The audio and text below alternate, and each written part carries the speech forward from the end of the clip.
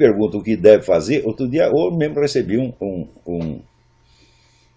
convite de uma fundação para participar aí de uma obra coletiva que será publicada sobre o tema Como deve ser a economia numa sociedade justa, né?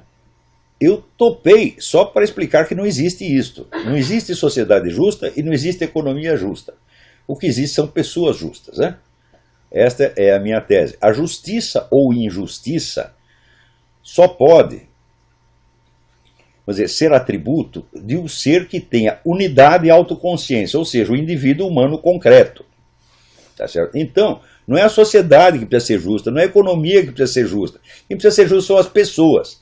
Para que as pessoas sejam justas, é necessário que você tenha uma cultura que incentive a justiça e, sobretudo, o sentimento moral, a percepção moral. Isso aí está no curso de ética que eu dei lá no Paraná. Eu digo, ó, escuta, o que interessa não são as regras morais, é a percepção moral, porque as regras é fácil você aprender. Qualquer imbecil decora os 10 mandamentos, tá certo? E você decora até a Constituição Americana. Mas o problema, já dizia Santo Tomás de Aquino, o problema da moral é que as regras são sempre gerais e universais, e as situações são sempre particulares e concretas, de modo que a regra não se ajusta exatamente a nenhuma situação concreta. Então, o sujeito, na teoria, ele sabe tudo que é certo e na vida ele faz tudo que é errado.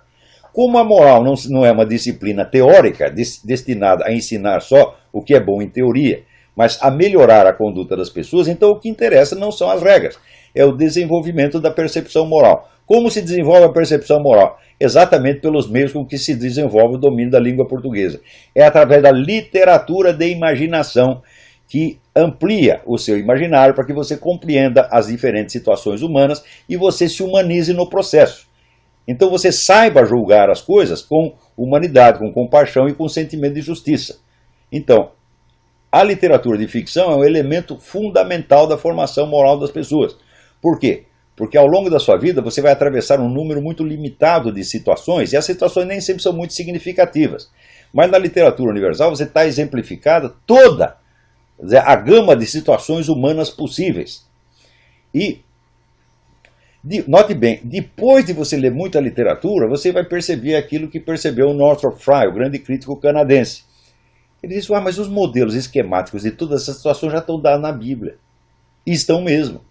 Daí você vai dizer, então por que o cara não lê a Bíblia direto? É muito simples, meu filho. Na Bíblia estão lá de maneira demasiado esquemática e compacta.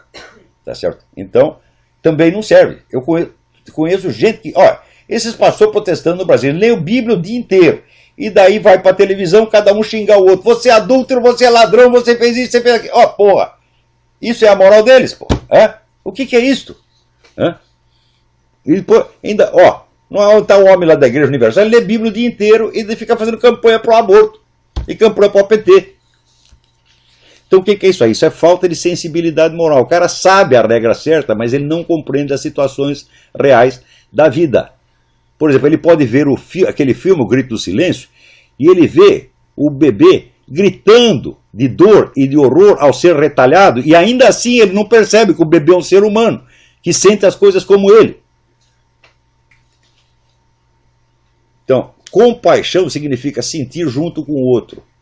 É através da imaginação que você desenvolve a sua compaixão. E esta é a regra básica da moral. Ama teu próximo como a ti mesmo.